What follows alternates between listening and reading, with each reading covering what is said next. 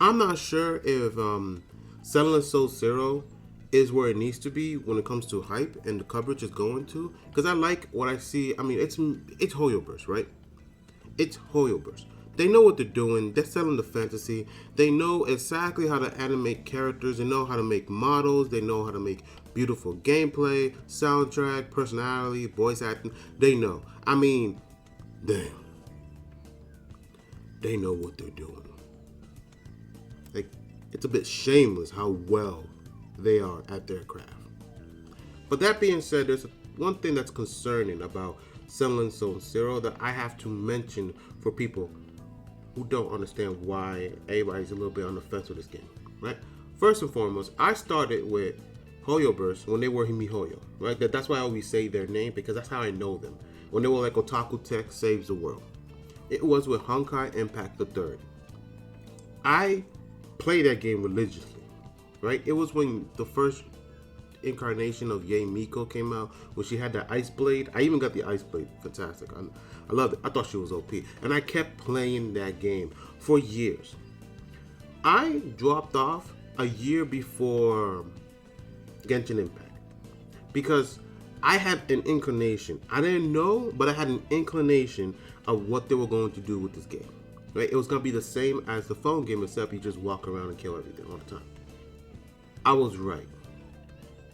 I was 100% correct. So I was playing Genshin Impact. I made a video about it. Links down below if you want to go check it out. It's just how to improve the game overall for everybody to keep the player base high. But hey, MiHoYo's moving on because obviously Star Rail and now Zenless Zone C. Either way, I knew one thing while playing Genshin Impact within like the first hour, maybe the first 2 hours, is that this is the exact same thing as Honkai Impact, except that it's an open world. And that's where I knew the trappings of the game. Now, the issue here being above all else, that Zenless Zone Zero is the exact same thing as Honkai Impact the Third and Genshin Impact mixed together. You give it a little bit of Star Rail, right? You can say it's a combination of everything they've done with the last 3 games. And that's not a bad thing, except that they're taking the worst parts of each of those games, mixing together. Now, sure, the game looks fantastic. Characters are beautiful. I already said this. We know they know what they're doing when it's selling a character, selling a waifu. But what's important to know about MiHoYo, Hoyoverse, whatever they do, is that every game they make is a treadmill. That's all it is. The issue that I don't see people talking about more is that there are currently 3, well, let's take away Honkai Impact the Third, right? There's 2 treadmills constantly going on right now. Let's say I'm playing both these games. These games are very time consuming. I need dailies. I need to be on a daily grind. I need to do every event. I need to make sure I don't miss the pools, the summons, the weapon banners. I need to make sure I try to get all my resting use up every day as it comes up, right? That's a lot. For both these games, they each have their own combat system, their own artifact system, and even their own pity system. Plus, any banner that comes up. Also, let's not forget the battle pass. If I am to even consider touching Zenless Zone C, I have to drop either Genshin or Star Rail. And I don't really want to drop both of those games because I put so much time already. And that's the problem with MiHoYo at this point right now. They're just too much of their products you have to play. If you play all 3 of these games, that's going to be you all the time. That's all you're ever going to consume is Hoyoverse games. And that's just a Hoyoverse game. Now imagine you're playing other games on a daily as well, on top of the 3 Hoyoverse games. That's ridiculous. Honestly, it is a little too much and daunting for the regular person, regular player, the consumer base, the casual, to have to juggle 3 Hoyoverse games at the same time while trying to do everything to stay optimal as possible. Some people want to play this game for the fun of it. Fine, go for it. Other people are trying to hit the meta. And if you want characters, right? Let's say the ungodly happens, where you're forced to choose between spending money on one game or the other games, and each of those games have the character you want or even the equipment you want, right? That's a daunting task. We're not streamers. The casual people, we are not streamers. We don't get paid to make content on this game, right? We don't get paid hand over fist for these games. So you have to make a choice. Which one are you going to stick with? Are you going to stick with the new one? You know, Zenless OC? Or are you going to stick with the one that you pinpointed probably 3 years of your life?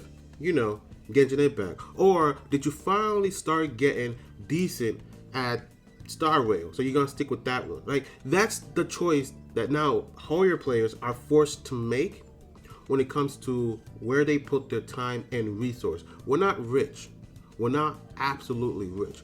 What also hurts, I can't believe I'm saying this, because the combat looks so good, but I know because I've seen it and I played it.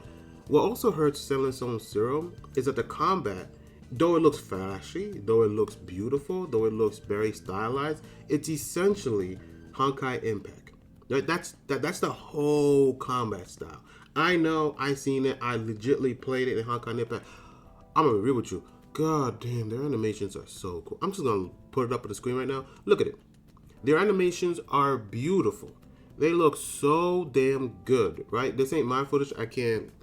I have an old iPad and I'm working off a Windows computer. I'm not even gonna figure out that of a recording software, right? But just look at this. It's gorgeous. They have so much characters, and don't play Honkai Impact. I know it looks great. I know, but unless you put money to catch up, you're never gonna catch up, right? You gotta put money, like money, like whales amount of money to catch up in that game, because you're not gonna catch up. You're just not going to. So where does this leave Zenless Zone C? Well, it leaves it in an odd spot because players are either gonna choose it or forget about it, right? They're either gonna migrate from the other two games to Zenless Zone C, right? To CCC, such a weird name, or they're gonna let it dry and die, right? And I'm thinking that that's what Hoyoverse wants. They want people to migrate from the old games to the new hotness.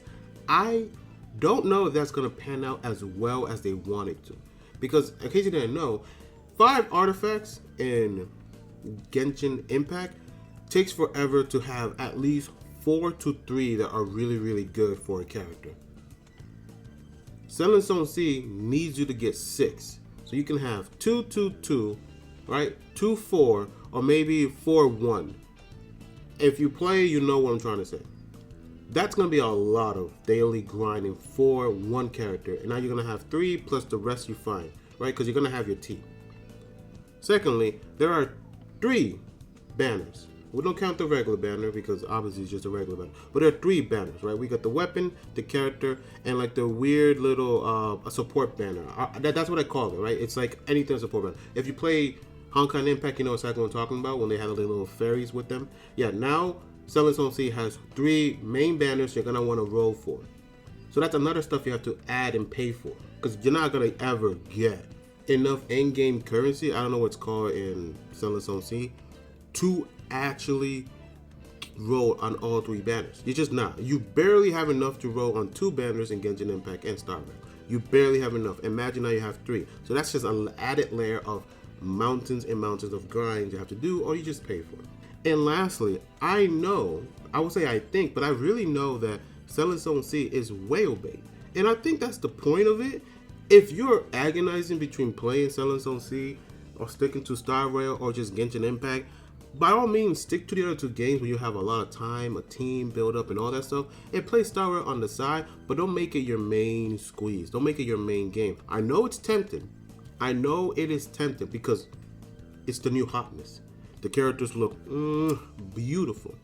Their animation, gorgeous. But you already have so much time set into the other 2 games if you played them both or just one or the other. You know how long it took you to get where you are. If you have a decent characters, great stats, great weapons. You know how many pulls it took you to get your characters, let's say Zhongli to C4. Imagine you got that as a free player. Don't give that up. Or if you give it up, remember that's a lot of time you spent on that game. And if you're going to migrate to Zenless Zone C, don't regret it. Just don't regret it.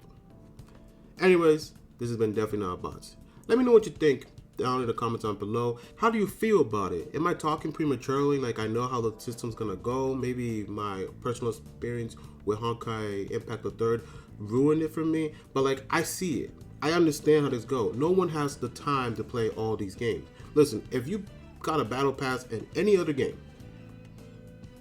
and then you gotta juggle the Hoyoverse games, yeah, you don't got time. You just don't got time. And that's why I fear that's gonna happen to the Genshin players. It's gonna fear to happen to the Hoyo players in general. So let me know what you think in the comments down below.